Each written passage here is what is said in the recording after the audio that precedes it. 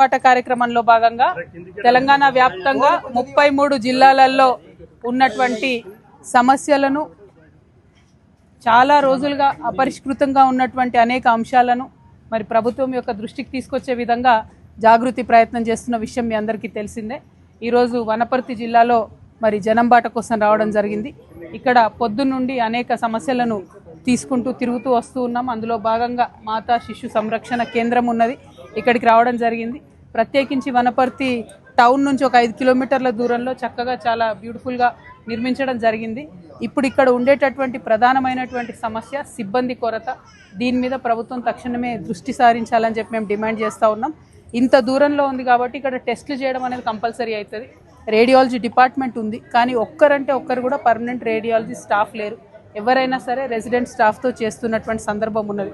ఆ పిల్లలు ఎవ్రీ 1 ఇయర్కి రొటేషన్ అయ్యి వెళ్ళిపోతూ ఉంటారు కాబట్టి రేడియాలజీ డిపార్ట్మెంట్ని యాక్టివేట్ చేసుకోవాలి। ప్రత్యేకించి ఇక్కడ చూస్తున్నటువంటి మాతా శిశు సంరక్షణ కేంద్రం టౌన్కి చాలా దూరంలో ఉంది కాబట్టి ఎక్కడైనా పోయి టెస్ట్ చేసుకోవాలంటే కూడా వీలు కాని పరిస్థితి ఉంటుంది కాబట్టి రేడియాలజీ మీద ఇమీడియట్గా ఫోకస్ చేయాలి ప్రభుత్వం। అట్లానే ఇది గైనకాలజీకి సంబంధించిన డాక్టర్స్ ఇదివరకు వేరే జిల్లాలలో కూడా మేము అదే నోటీస్ చేసినాం, చాలా తక్కువ మంది డాక్టర్స్ ఉన్నారు। ఉన్నటువంటి డాక్టర్స్ పాపం కష్టపడి వచ్చిన వాళ్ళందరికీ కూడా సేవ చేసే ప్రయత్నం చేస్తున్నారు, కానీ వారు అందుకోలేకపోతున్నారు। కాబట్టి డాక్టర్స్ సంఖ్య పెంచాలి, పెంచితే ఇంకొంచెం మంచిగా అందరికి కూడా వైద్యం అందేటటువంటి అవకాశం ఉంటుందని చెప్పి నేను భావిస్తూ ఉన్నాను।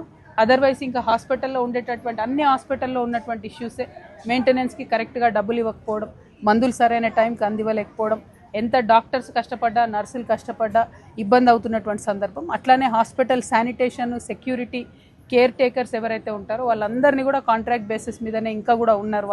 వాళ్ళకు ఒక్కొక్కరికి 3 నెలల నుండి కూడా జీతం వస్తలేదు। సో డెలివరీ కోసం వచ్చినటువంటి ఆడబిడ్డల్ని కరెక్ట్గా చూసుకోవాల్సిన కేర్ టేకర్స్కి మీరు 3 నెలలు జీతాలు ఇవ్వకపోతే వాళ్ళు ఇబ్బంది పడేటటువంటి పరిస్థితి కనబడుతోంది। కాబట్టి ప్రభుత్వం ఆ విషయంలో కూడా ఆలోచన చేయాలని చెప్పి నేను డిమాండ్ చేస్తూ ఉన్నాను। ఇంకా మా వనపర్తి యాత్ర రేపు సాయంత్రం వరకు కొనసాగుతుంది। ఒక్కొక్క మండల స్థాయిలో ఉండేటటువంటి సమస్యలను కూడా టేకప్ చేస్తూ ఉన్నాము। సో వాటన్నిటి సమాహారంగా రేపు పొద్దున మళ్ళీ వనపర్తి కేంద్రంలో మేము ప్రెస్ మీట్ పెట్టి టోటల్ వివరాలు మీకు చెప్పడం జరుగుతుంది। ఇప్పుడు మాత్రం ఒకటే అడుగుతూ ఉన్నాం, ఆరోగ్య తెలంగాణ రావాలంటే ఎక్కువ స్టాఫ్ ఉండాలి।